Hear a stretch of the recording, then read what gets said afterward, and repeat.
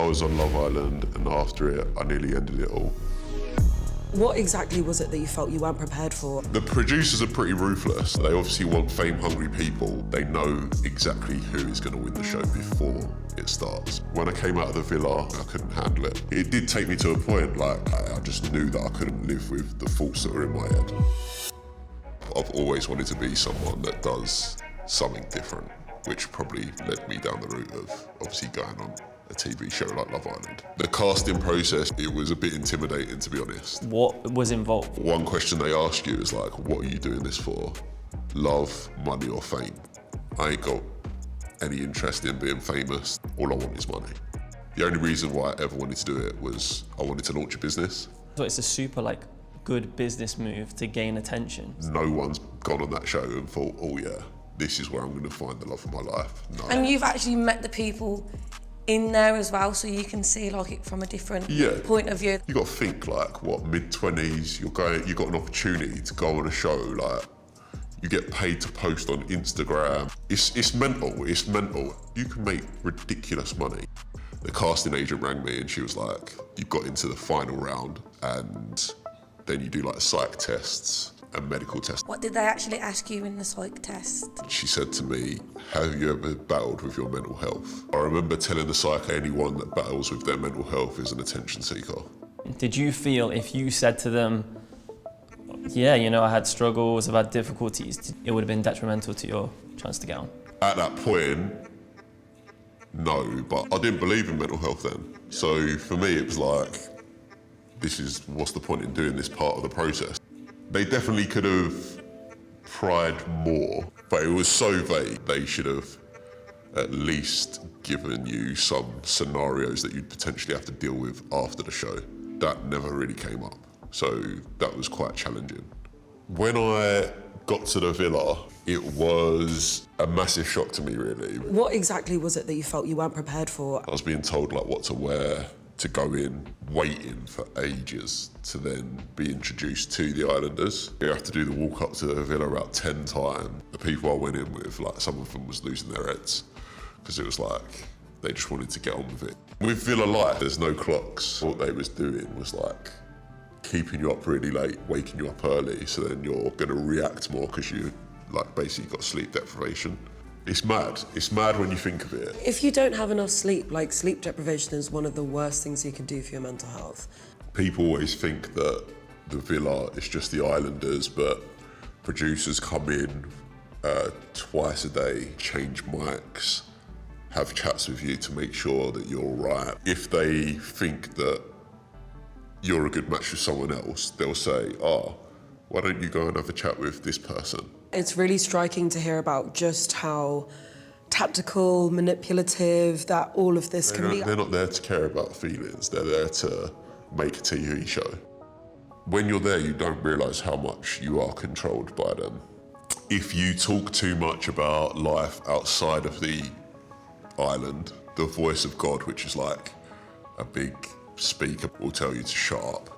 So it's this doesn't make good telly. I'm actually quite shocked because you don't see what's going on behind the scenes. Most of your day is just filled with gossiping about situations inside the villa because that's all you're allowed to talk about. I think that what goes on in the villa is not what is truly portrayed on telly. When I came out, obviously I did watch it back and I was thinking, this doesn't feel like what I saw. You don't feel there's any form of people building their own narratives, or do you think all the narratives are created by the producers? There's no doubt in my mind that they create a storyline. So do you think because you weren't quote unquote the main character of this season, that you were treated differently, that your storyline was treated differently? 1000%.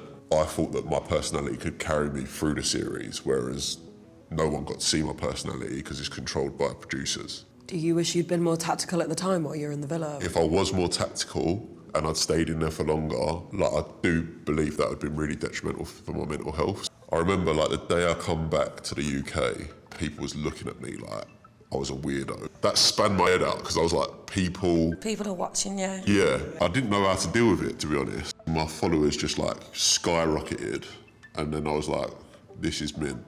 because obviously this is going to work into my business plan. I had people like contacting me wanting to manage my social media, getting obviously paid posts. I was doing posts that I really regret now. You'd get like boisterous lads, I guess. Like I remember I was out one time and this guy, he just did not stop all night. He was with his mates and he was getting leery.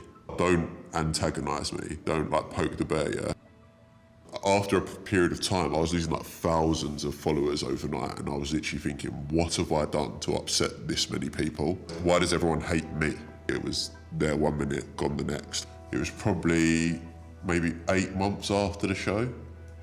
Then I started having like proper suicidal thoughts. At the start, it was like once every 2 months, then it'd be once a month, and then it'd be once a week.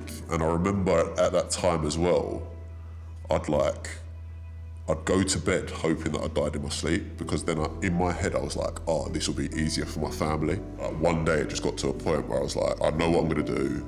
I need to just go and do this. And it was actually one of my best mates' ex-girlfriends.